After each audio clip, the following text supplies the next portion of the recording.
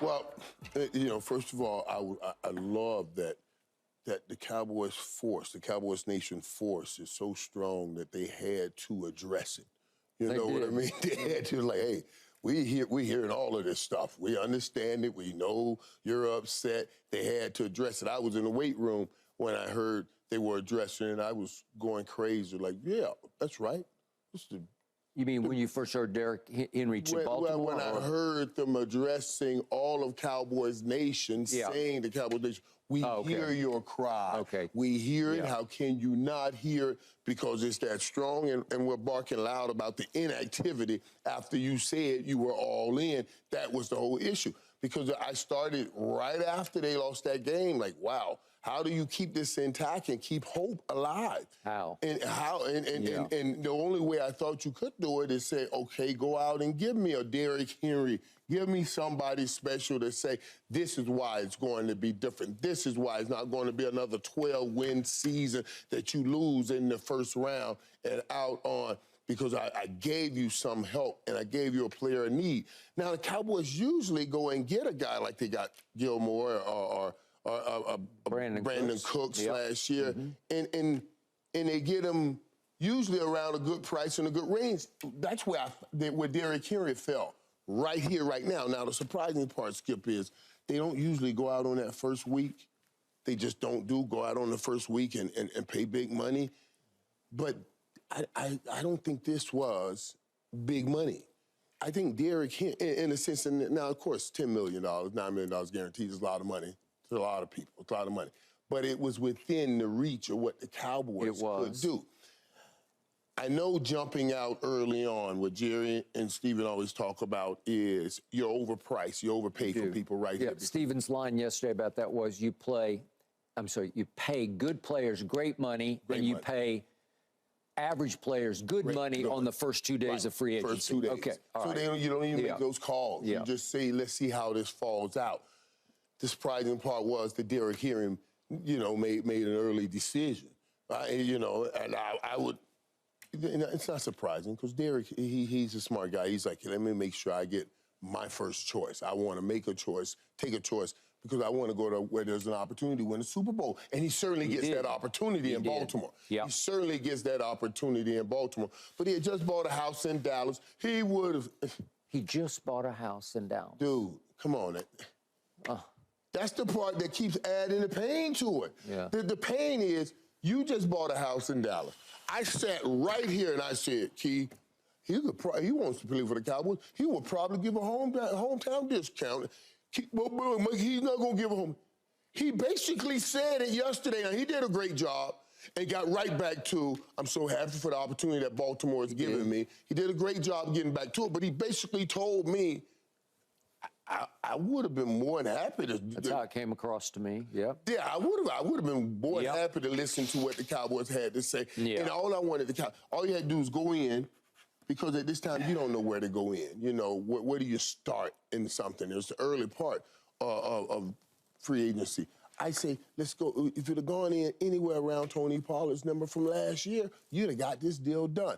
That's the sad part. And you could have had Derrick Henry. And I'm going to tell you, you're going to have to go get a running back, and this would have given the hope back to everybody. Everyone would have been like, whoa, we got it now. Because you got a name, and for all the people talk, Derrick Henry is still a great football player. Clocked at 22 miles an hour, so he still has the speed, and you don't want to get in his way.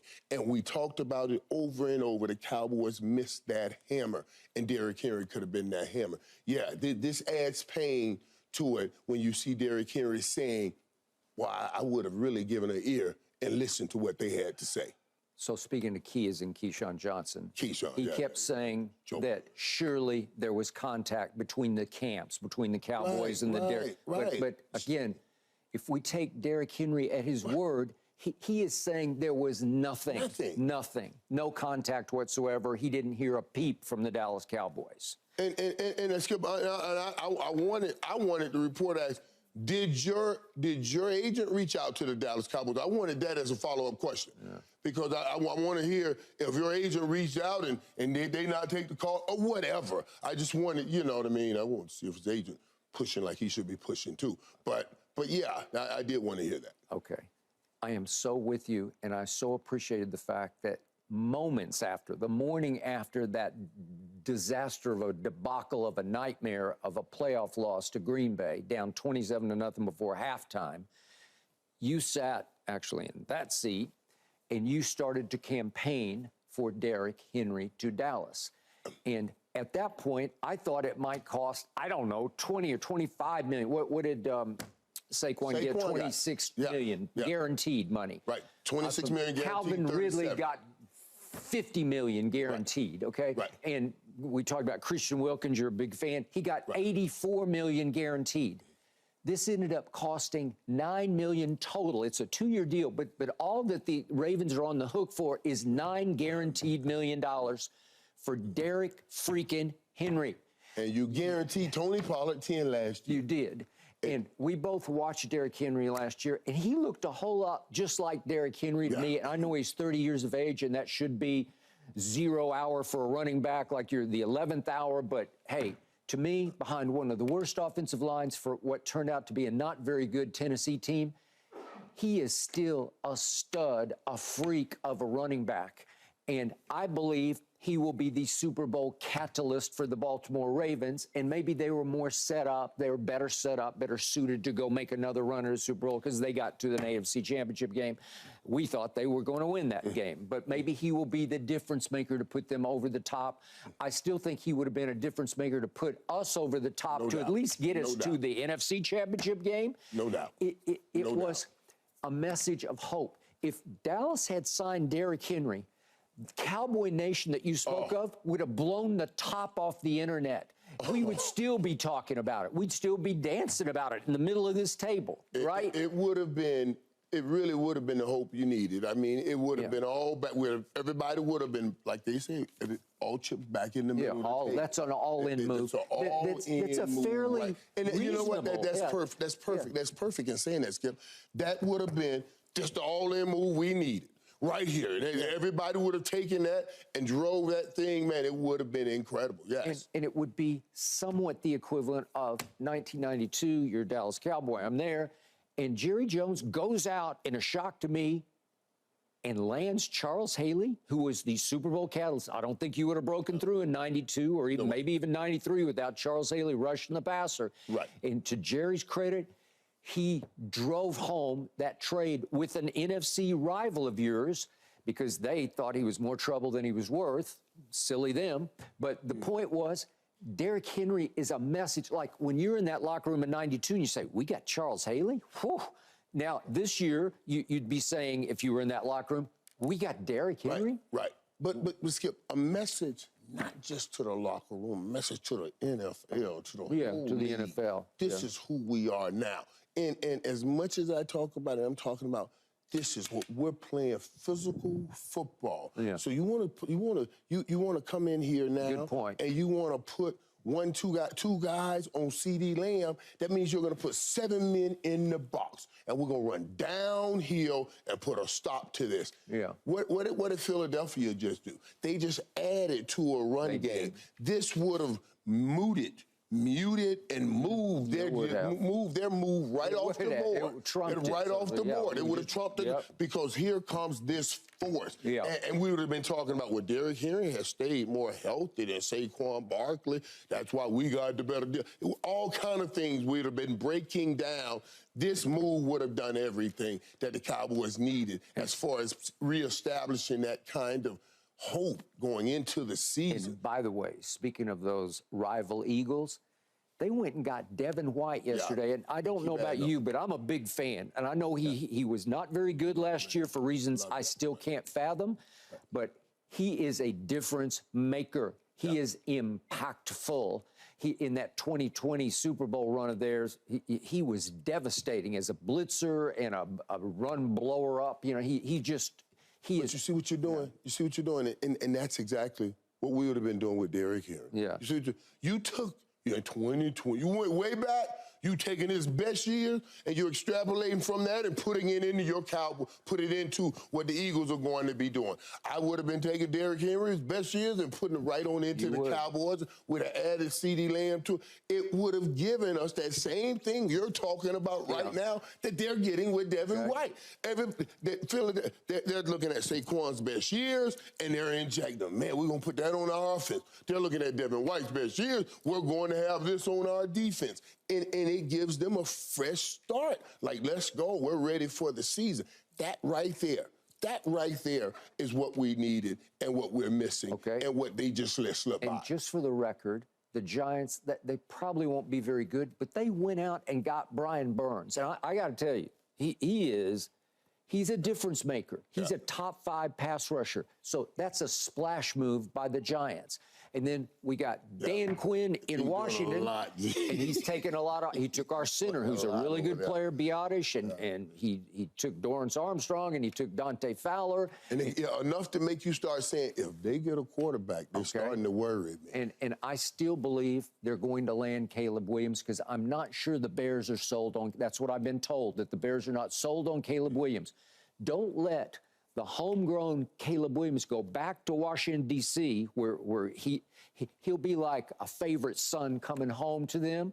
It would be big. They will feel like they are back in business if they get Caleb Williams. So I'm saying it's not going to get any easier because none of these teams are going to stop splashing to get better while we just want to stay. We want to take care of business. So what did we do? We re-signed Jordan Lewis, who's a nice player. He is, I give you that. And C.J. Goodwin's a really good special teams player, and we re-signed him. And we re-signed our long snapper, And we went out and got a 32-year-old linebacker that played for our new defensive coordinator in Minnesota, and he's a smart player, and he's a good player. Is he a household name, great player? Is he a splash move? No, he's not. Will he help make us some better? Sure he will. Help put everybody in position because he's one of those key players, the Sean Lees, the Van Der Esch player that understands and dissect the plays and make sure everybody's in position to play defense. Yeah, okay. But is he a splash? No, he's not a splash move. All right, so now not a splash. They are focused on re-upping with Dak and re-signing CD first and then re-signing Micah. And I assume, I'm good. This is my gut telling me that Tyron Smith will return to the Dallas Cowboys. I hope so. Yeah. I hope so. I honestly, when you look at what Tyron Smith is, Tyron made about $8 million last year, and grossly underpaid. That Tyron for what he did last year and the way he plays. So I'm surprised, Tyron, that we haven't heard anything that anybody. Well, he's still out on the market. Yeah. Right, and I think that's a lot to do with. How he goes through the season. The Cowboys have given him a lot of opportunities to not practice. Other teams don't always want to give you that opportunity, and especially after they give you so much money. They usually want you on the field. So hopefully, somehow, some way, Tyron works his way back. I'm hoping and praying that happens. Okay, but all this is keep your own, keep your own, keep your own. Jerry wants to draft them and raise them like sons and re-up with them and try to keep them as long as he can keep them instead of letting them hit the market. Are you still good with that? Because at some point, you have to make one little splash. Just one. Yeah, and you do. And right there, what you said. Now, the Deion special, it's so calculating, and it was a great opportunity. And it did so many things because it was not only what we were getting, it was what we were taking away. Taking from San Francisco. You know what I mean? This is 1994. Right. It's what you were taking away. Charles Haley, you can say, is in the same vein. It was. And Charles Haley was the one that really started it for us when Charles came over, because then we won the first couple Super Bowls. Then we got Deion, and we were doing great. But you need those kinds of guys. And if you're going to go out and bring it, now one thing I do like we'll talk about Philadelphia. You got to give Philadelphia your credit for what they've done. You got to give them credit for what they've done. They had let's call it the Wentz era.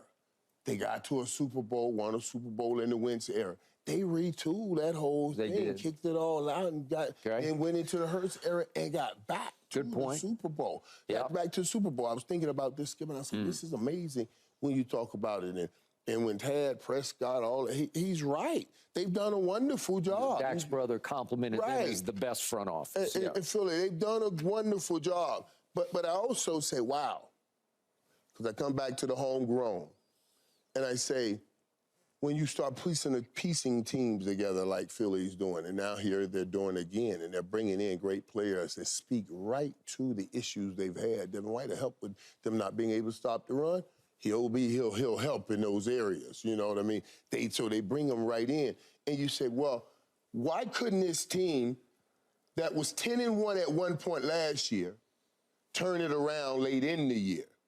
Why is it that we're picking players from other places to come together, and when these hard times come, since they are not, you know, the kind of guys that have been together all the time, you fall apart? I don't know. And I haven't got enough numbers on seeing enough of that happening, because nobody's retooling like that and still getting back to that position like Philadelphia has been doing. So you got to give them credit and say great job on their part. I do. So what I always wonder about is, what if your sport, the National Football League, was Major League Baseball with no salary cap?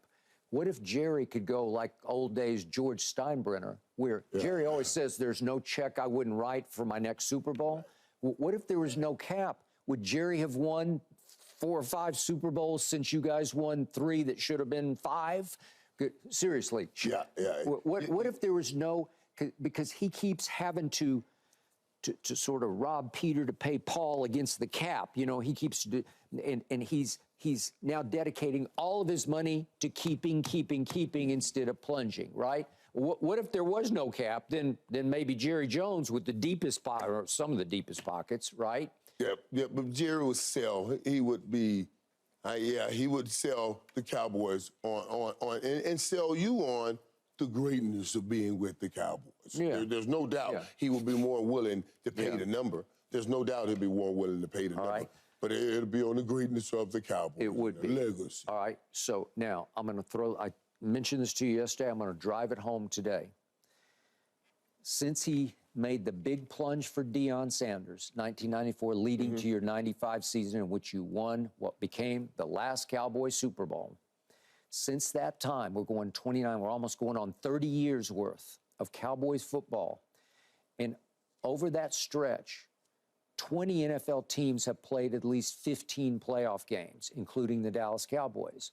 But the Cowboys' record in their 18 playoff games is 5-13.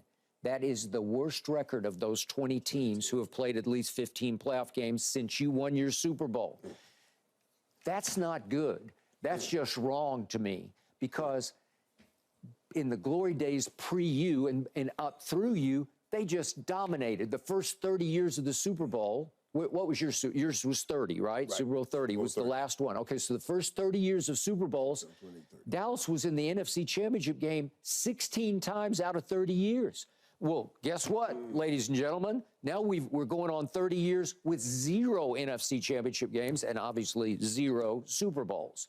Michael, something has to change. You have to be flexible enough to say, okay, well, this isn't really working. Not that they're bad. They just won 12 games for 3 straight years. And Jerry now, you know, and you're talking about Jerry the gambler. This thing is turning towards Steven, the guy that's not the gambler. Not the gambler. You see what I'm saying? True. That's a good point. So as we turn now, we're talking about the time Jerry was gunslinging and winning and doing his thing and wheeling and dealing, really building the Cowboys in the NFL at the same time, working right hand and left, building them both at the same time. Steven is making a lot of the calls, and that's just not his way. Okay, that's interesting. That's a very good point. He's going to be more of that. Yeah. Hey, these are my guys. These are my guys. Because I remind everybody, Jerry Jones walked in the door in 1989 and said, Tom Landry, see you later, right? Well, now we've come full circle to they get blown off the field in a home playoff game, and Jerry says, oh, I'm going to keep Mike McCarthy. So he fired Tom Landry, but he's keeping Mike McCarthy after that. So is that a Steven move? Is that... let Jimmy Johnson go after back. When he fired Jimmy Johnson after back. That's a good point. Back Super Bowls. Yeah. You know, when we talk about the bold moves he was making back then. Yeah.